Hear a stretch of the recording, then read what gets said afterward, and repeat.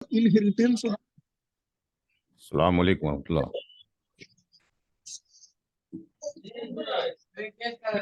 सलाम उस्ताद। वालेकुम सलाम रहमतुल्लाहि व बरकातुहू। वालेकुम अस्सलाम वरहमतुल्लाहि वबरकातुहू। अल्हम्दुलिल्लाहि रब्बिल आलमीन वस्सलातु वस्सलामु अला रसूलिल अमीन रब्बि इश्रह ली सदरी व यस्सिर ली अमरी वहलुल उक़दतम मिन लिसानी यफ़क़हू क़ौली।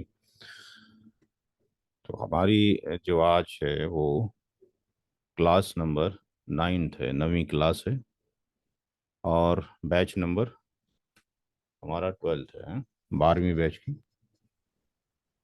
तो गलती से मैसेज पड़ गया था, बाद में करेक्शन कर दिया है नईम साहब ने। तो कभी कभी गलती हो जाती है। तो यहाँ पे 12वां बैच है हमारा, 9th क्लास है आज। कुछ लोगों के होमवर्क मैंने चेक कर लिए हैं, टाइम मिल नहीं पाया था, कुछ के बाकी रह गए हैं। तो कल मैं आउट ऑफ स्टेशन हूँ या नहीं हूँ, अलीगढ़ हूँ। तो बाकी संडे में इंशाल्लाह कोशिश करूँगा जिनका होमवर्क रह गया है चेक करने के लिए। टॉपिक जो चल रहा था share of the child to be born चल रहा था, उसका एक क्वेश्चन आपको दे दिया गया था, एक मैंने कराया था। ये मेरी आने वाली किताब का आखिरी क्वेश्चन है उसका, share of the child to be born. Question number बाकी 5 या 5 या 6 जो है वो आपको एज ए होमवर्क के तौर पर दे दिया जाएगा। 7th क्वेश्चन हमने इसलिए चूज़ किया है इसमें कि इसमें 3 कंडीशन एग्जिस्ट करती हैं। एक कंडीशन तो ये है कि यहाँ पर जो आने वाला जो बेबी है वो सन हो सकता है। दूसरी कंडीशन ये है कि वो डॉटर हो सकती है। तीसरी कंडीशन ये है यहाँ पर कि जो बेबी है उसकी मौत हो जाती है पैदाइश से पहले ही।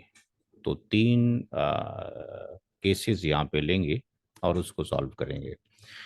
तो यहाँ पे जो प्रेगनेंसी है वो जमील की जो वाइफ हैं वो प्रेगनेंसी में हैं, उनके 2 बच्चे ऑलरेडी हैं, यानी 2 सन्स ऑलरेडी मौजूद हैं, 2 डॉटर्स भी मौजूद हैं और मदर मौजूद हैं। तो इसका मतलब अगर सन आता है तो 3 सन हो जाएंगे और डॉटर आती हैं तो 3 डॉटर्स हो जाएंगी। तो यहाँ पर कंडीशन नंबर 1 ये लेते हैं कि फ़र्ज़ कर लीजिए कि आने वाला जो बेबी है वो सन है। तो वाइफ एग्जिस्ट करती है, प्रेजेंट है। सन 1 भी एग्जिस्ट करता है, सन 2 भी एग्जिस्ट करता है। तो यहाँ पे सन को अगर हम मान रहे हैं तो सन नंबर 3 आ रहा है जो कि चाइल्ड टू बी बॉर्न है, और 2 डॉटर ऑलरेडी पहले से हैं। तो मदर जो होगी यहाँ पे अभी रह गया है, यहाँ पे ये नहीं, ये मदर ZF होगी, ज़बिल फरूज है।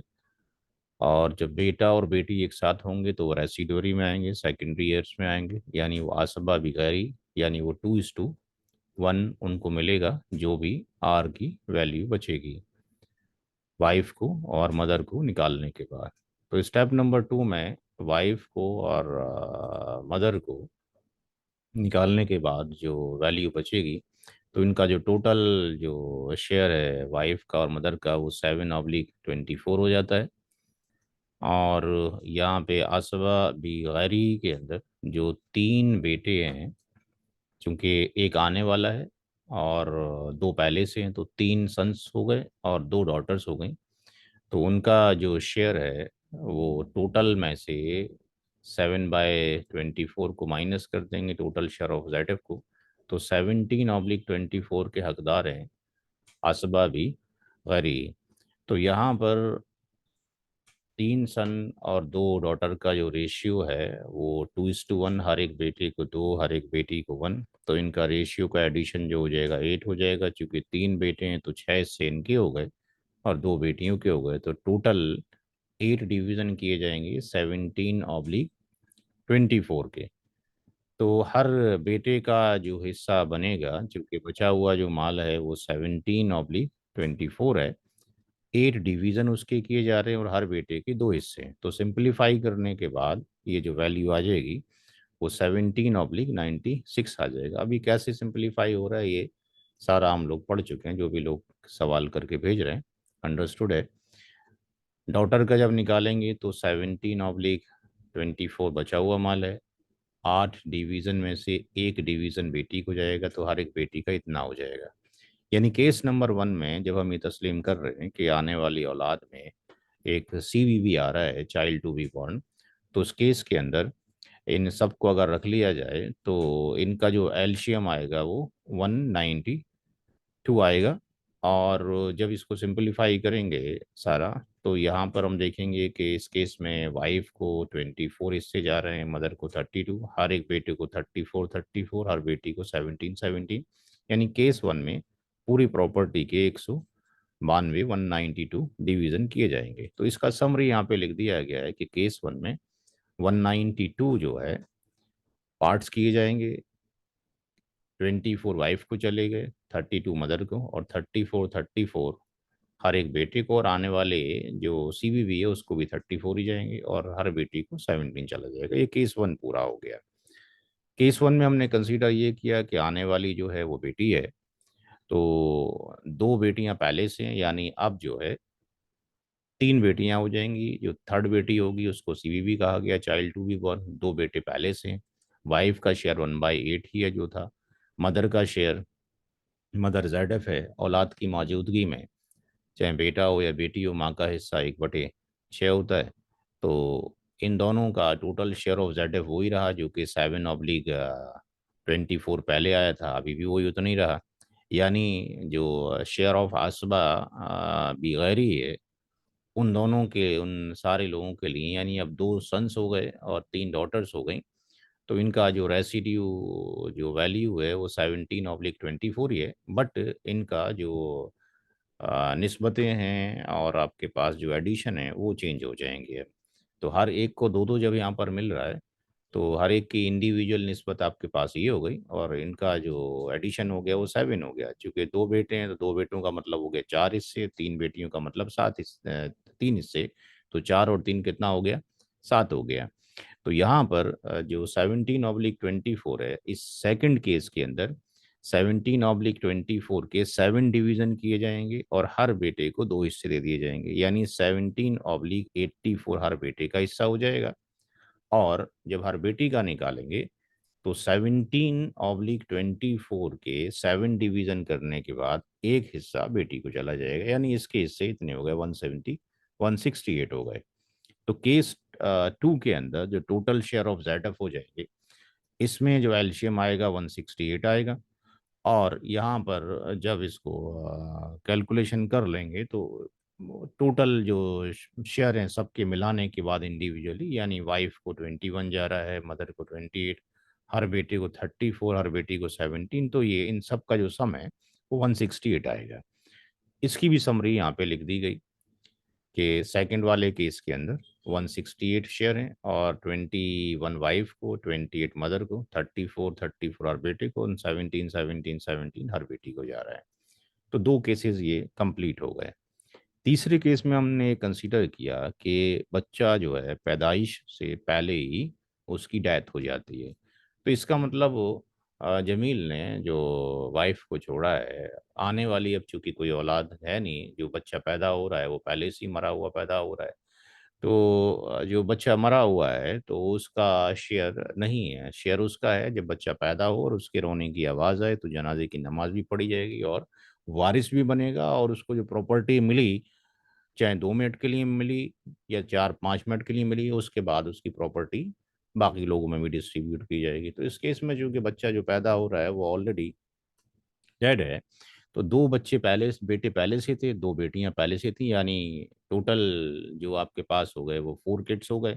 वाइफ को 1/8 ही जाना है, मदर को 1/6 ही जाना है। जो चाइल्ड बॉर्न डेड है उसको कोई शेयर नहीं जाएगा, उसका 0 शेयर जाएगा।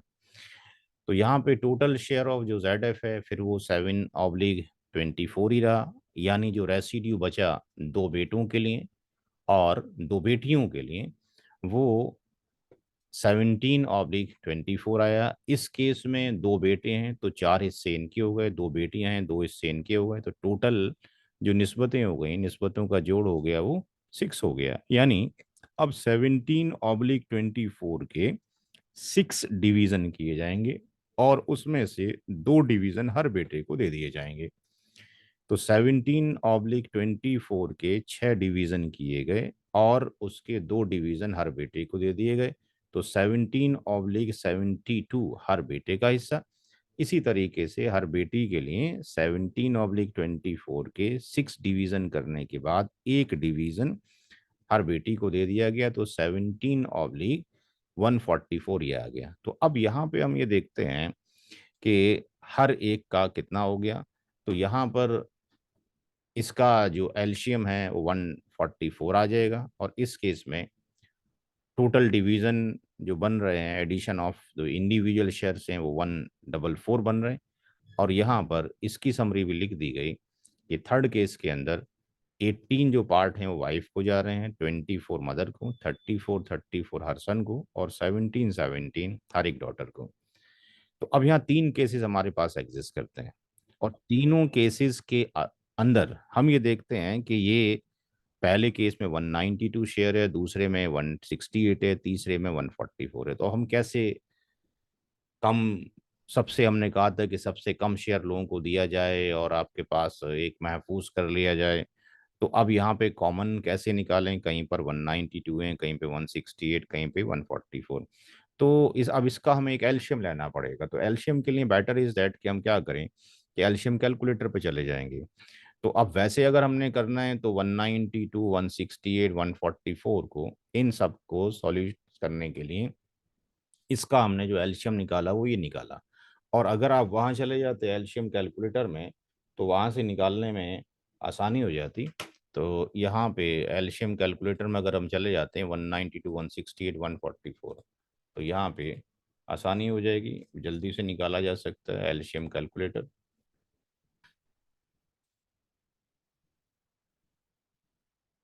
तो यहाँ पे 3 पैरामीटर हमारे पास हैं, 192 है, 168 है और 144 है। यहाँ से अगर हम कैलकुलेट करेंगे तो ये वैल्यू 40 और 32 जल्दी से निकल गई। वहाँ पे थोड़ा सा वक्त आपको लग जाएगा निकालने में।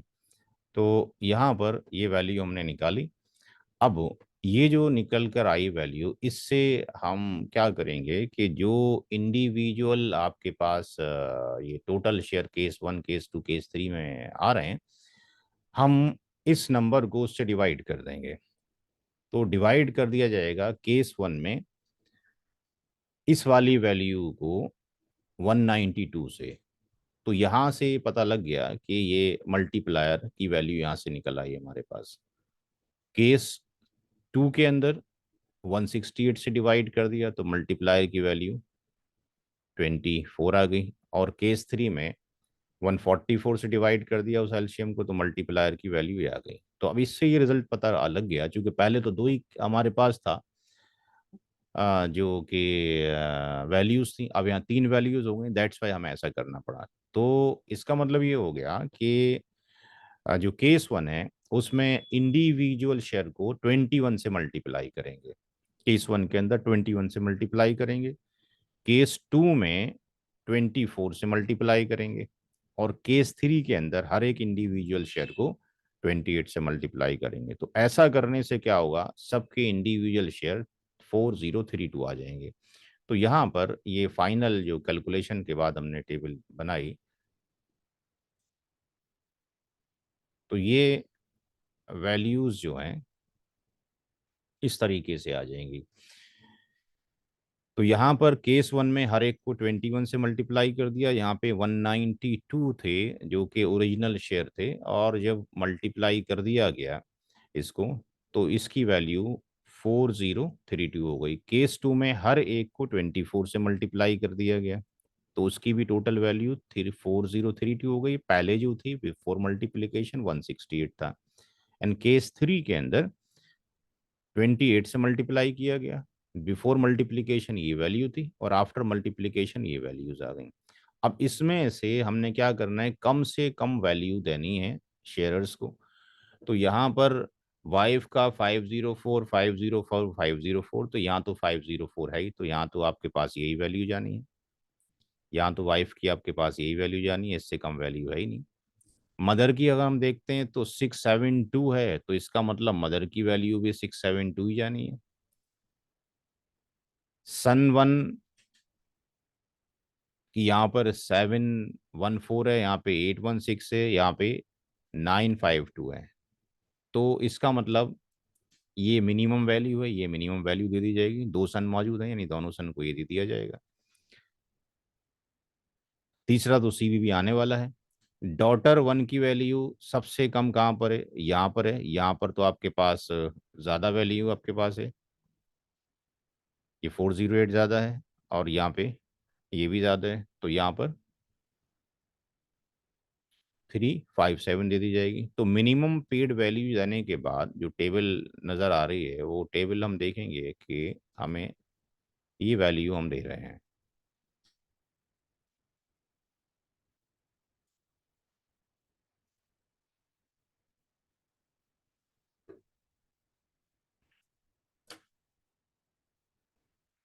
पीछे चला गया क्या? अच्छा,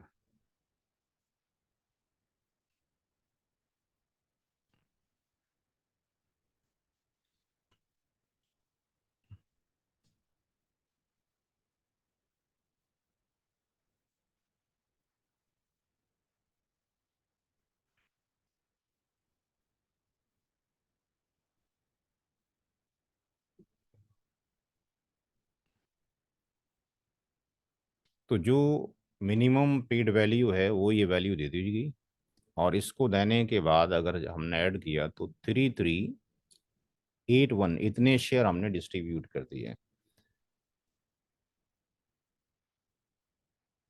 जो महफूज कर लिए या सेव कर लिए, वो इसमें से इसको माइनस कर दिया, तो 714 जो है हमने सेव कर लिए आने वाले टाइम के लिए, यानी after the birth of the baby इसको कैसे डिस्ट्रीब्यूट किया जाए। तो यहाँ पर तीनों कंडीशन ड्राइव कर दी कि अगर बेटा पैदा होता है, सन पैदा होता है, तो सन के केस में टेबल वन और केस वन के केस में वह 714 जो शेयर हैं जो बचे हुए हैं, वो किस तरह डिस्ट्रीब्यूट होंगे? वो केवल सन थ्री को ही दे दिए जाएंगे। वाइफ को, मदर को, सन वन सन टू को, डॉटर वन डॉटर टू को कुछ भी नहीं दिया जाएगा, क्योंकि इनको ऑलरेडी शेयर्स दिए जा चुके हैं। जब डॉटर पैदा होगी तो डॉटर का जो शेयर है टेबल टू के अकॉर्डिंग 408 है,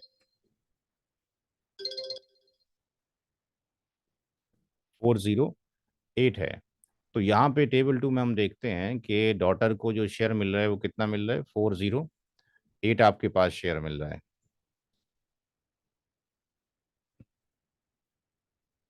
जो आने वाली सीबीबी है उसको 408 दिया जा रहा है। तो 714 में से बाकी किस तरीके से जाएगा? तो यहाँ पे आने वाली डॉटर को 408 दे दिया जाएगा। इस केस में जो सन वन है, उस सन वन को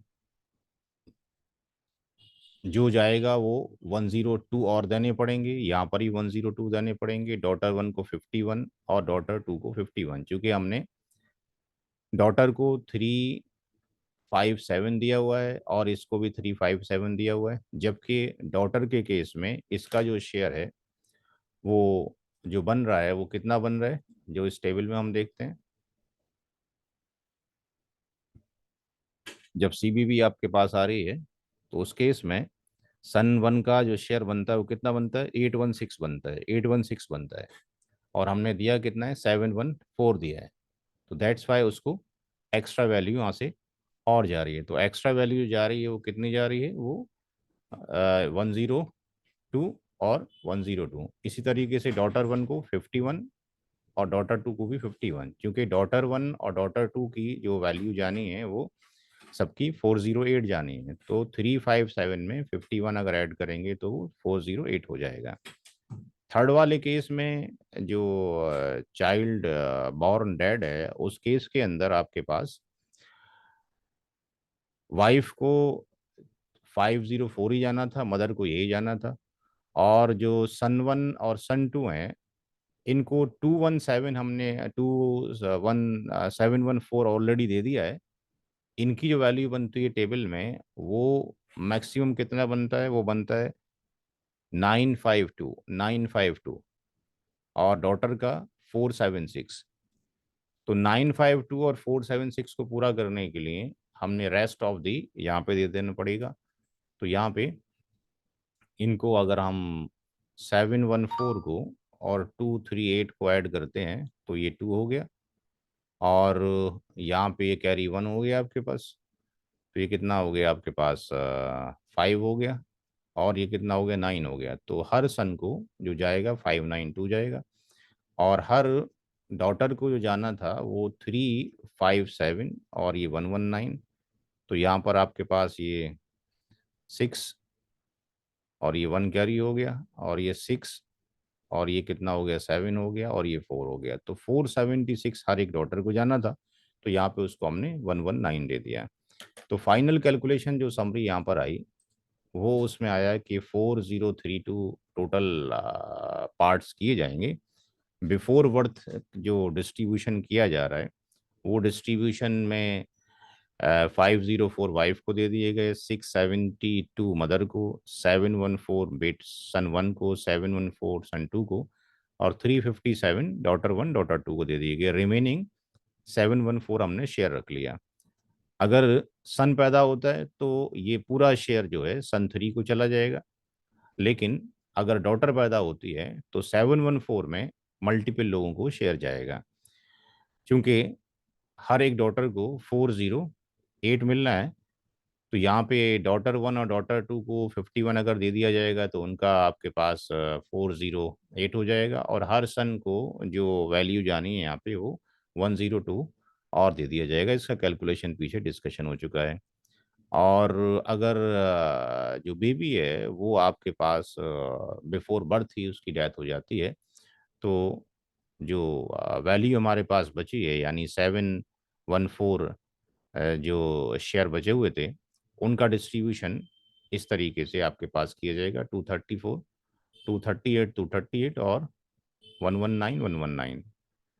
तो इस तरीके से इस सवाल को हल किया जाएगा। तो टाइम लगेगा कैलकुलेशन करने में, और जिस तरीके से हमने कराया उसका बेनिफिट ये है, बाकी शॉर्टकट से भी ये किए जा सकते हैं, बट उसमें फिर ये है कि अगर किसी को शॉर्टकट करके दिया जाए तो अंडरस्टैंडिंग करने में मुश्किल होगा। तो किताब इस तरीके से लिखी गई है ताकि उसको अगर वो बिल्कुल स्टेप बाय स्टेप पढ़ेगा तो हर एक स्टेप उसको समझना आसानी हो जाएगा। अदरवाइज टफ टास्क है कि इमीडिएटली उसको आंसर अगर दे दिया जाए शॉर्टकट से तो उसमें मुश्किल होती है। तो थोड़ा लेंदी तो लिखी गई है किताब, बट प्रोस्पेक्ट ये लिखने का कि अगर 8 क्लास का बच्चा भी है जो कि फ्रैक्शनल मैथमेटिक्स जानता है, इंग्लिश ठीक है, तो आराम से इसको समझ सकता है और सेल्फली कर सकता है। तो आज के लिए हमने इतनी करना है। होमवर्क के लिए आपको एक सवाल दे देते हैं। होमवर्क के लिए क्वेश्चन नंबर जो 7 हमने यहाँ पे दिया है, तो क्वेश्चन नंबर आपको वहाँ पर हमने कराया 7, आपको जो है क्वेश्चन नंबर 6 यहाँ पे 6 क्वेश्चन यहाँ पे आपका ये एज ए होमवर्क के तौर पे है। इसको आप घर से करेंगे और इसको सबमिट करेंगे। Question number 6।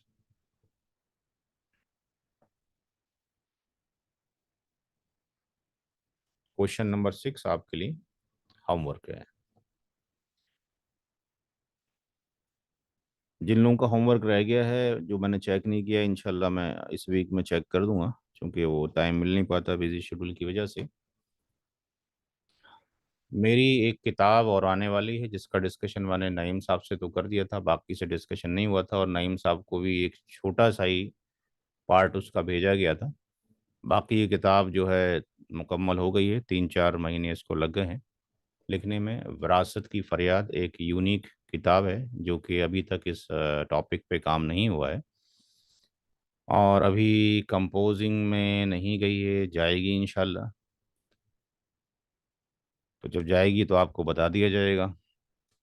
और जो लोग छपवाना चाहते हैं, डिस्ट्रीब्यूट कराना चाहते हैं, तो एक तरीका तो ये होगा कि इसकी पीडीएफ हम आपको दे देंगे, आप खुद से प्रिंट करा के आगे डिस्ट्रीब्यूट कर सकते हैं, परमिशन है। अभी इस पे कुछ लोगों के कलमात आ जाएं उलमा इकराम के, उसके बाद इसको आगे करते हैं, क्योंकि इसमें फहरिस्त के बाद एक पेज छोड़ दिया गया है और मल्टीपल स्कॉलर्स को भेज दिया गया है। उनकी कुछ व्यूज़ आने के बाद इंशाल्लाह इसको प्रिंट में लाया जाएगा। तो जो लोग हमसे प्रिंट कराना चाहेंगे उसकी प्रिंटिंग कॉस्ट क्या होगी वो आपको बता दिया जाएगा, क्योंकि 1-2 हज़ार किताबें छपेंगी फ्री डिस्ट्रीब्यूशन के लिए।